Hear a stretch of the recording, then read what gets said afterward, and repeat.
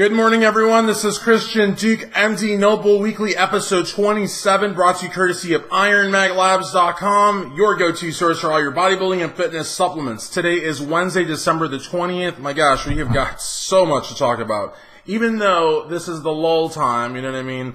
It's the end of the contest season until the Arnold Classic, when there's really, you go from having, 10, 20 shows on a weekend to choose from to none. Maybe one here, there, so there isn't a lot of news to talk about, but have I got a lot of commentary?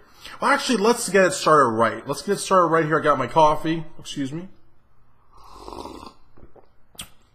That's good coffee. And I also got my oats, which you guys that are in the United Kingdom maybe call it porridge. I say porridge, I think of bears, children's stories.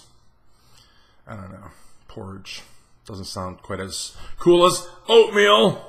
But hey, all right, this isn't, MD breakfast. By the way, did you guys see BBC Breakfast? I tell you, man, Flex Lewis, you can have breakfast here. No one's going to grow up your arm. I promise you. So, so much stuff going on. Not really, but one of the things that, monumental news story, and I got all my notes there, but I'm not going to let you read them, see, because that would give away the whole show.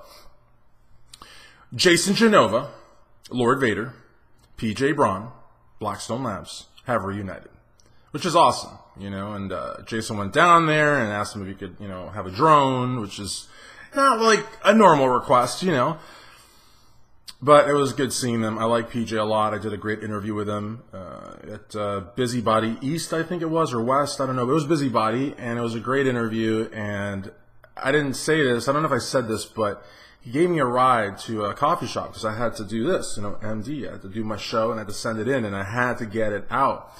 And he's like, hey, do you want a ride? I'm like, sure, why not? Man, I was expecting, just a regular car. It was a Ferrari, guys. Like, this car had, so much horsepower. I mean, so much horsepower. It was insane. I didn't think I was going to fit into it personally, but he insisted. He said, no, I would fit. It would be very comfortable. I decided I really actually was. I always thought those cars were, made for midgets, but, honestly, I had so much space, but forget the space and how comfortable the seats were. It was so fast. But that has nothing to do with this. Well, actually it does, because it's PJ's car, and I was interviewing PJ, and PJ is one half of the PJ Braun, Jason Genova reunification story. Well, it's not a reunification. It's not like East and West Germany, but they reunited. Let's put it like that. Kind of like Kiss in '96, but not now because they have two imposters in the band. But you know what I'm saying? So that's pretty cool.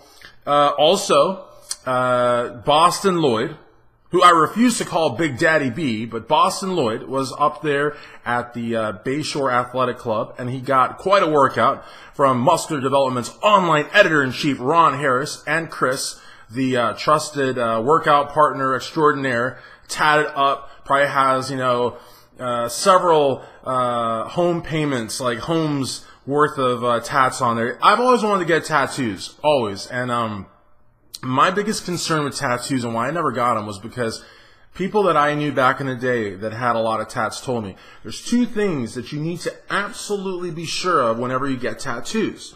Number one, you've got to make sure that the person is a good artist. You got to make sure they know what they're doing. And I'm thinking to myself, geez, this guy's going to have a tattoo gun. If he can't draw it on a piece of paper, I don't know that he's going to be able to do it on my arm. The other thing is color. They told me that, and not just one or two or three, several people told me this. They said color is huge. A lot of parlors may have good artists, but they don't know how to mix the colors just right. And it's not just how to mix them for that initial impression, but it's so that the color stays on for years to come. I mean, you look at some of the old tattoos, like even Vince Neil from Motley Crue. He's got this awesome girl, sailor girl on his forearm, and when he moves his arm, she comes to motion, but you figure when he got that, he was in Motley Crue, and because Motley Crue's no longer exists, but yeah, because they stopped. Motley Crue will not tour anymore. That's what Nikki says. But Nikki's the boss, so if Nikki changes his mind, they'll tour again. But the point is, right now they're not touring. It's a non-touring entity. They're over, right? But they're selling platinum records all over the place. So you figure he had the best money and the best artists, and his tattoo looks like jack crap. You know what I mean? So it's it's very important that the color is right, and it's very important that the art is right. And to me, that was just so much like so much to worry about something that, you know, is going to be permanent. Because you guys know that getting a tattoo removed is actually a quite expensive and brutally painful process, and you never look quite the same. So I'm thinking to myself, this is just too much to worry about for something, you know, so I just never got any. But anyways, but he's got some great tattoos. So point is, Boston Lloyd, great work out there. They put the pictures up on Instagram. Be sure to check those out. Boston looks massive. I got to tell you, Boston looks huge. Like Kuwait huge. We'll talk about Kuwait here in a moment. Let me make sure there's no other news, because there's also commentary. I got a lot of commentary that I want to talk about today. Okay, so let's talk about news/commentary. Excuse me for a second. Oh, that's good.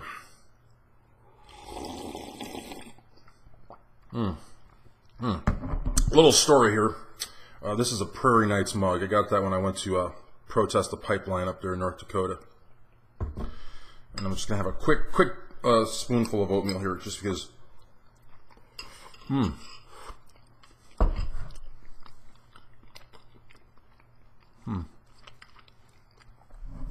Oh, that's good. Oh, yeah, so Regan Grimes going to Kuwait, to me, was not a good thing.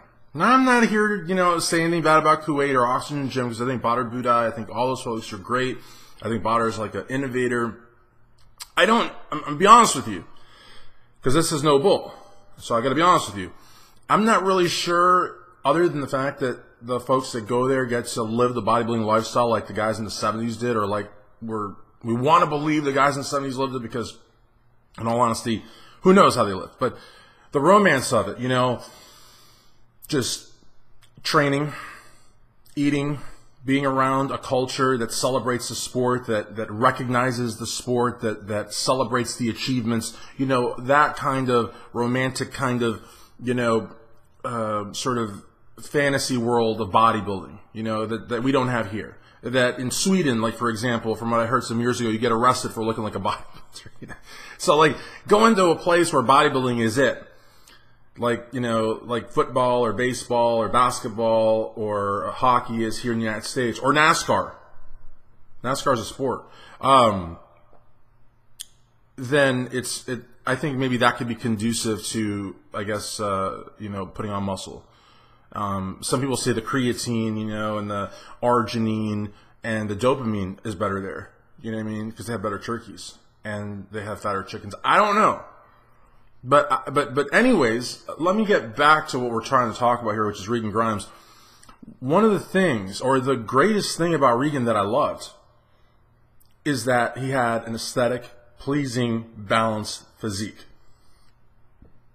And now, Regan is close to 300 pounds. Granted, it is the off-season, but most guys that put on 60, 70, 80 pounds look like complete garbage for those first few shows that they do. And now, because the bar is set so high to get to the Mr. Olympia, where even by points it's practically impossible, it really is, and it should be. It's the greatest show on earth, and whoever wins it is the #1 bodybuilder on earth. So it should be hard to get into. I'm sorry. I'm not going to sit here and tell you, no, you can, if you eat all your vitamins or actually eat your food, and you want to eat vitamins, but eat your food and take your vitamins and just do an okay job, you won't, and you shouldn't.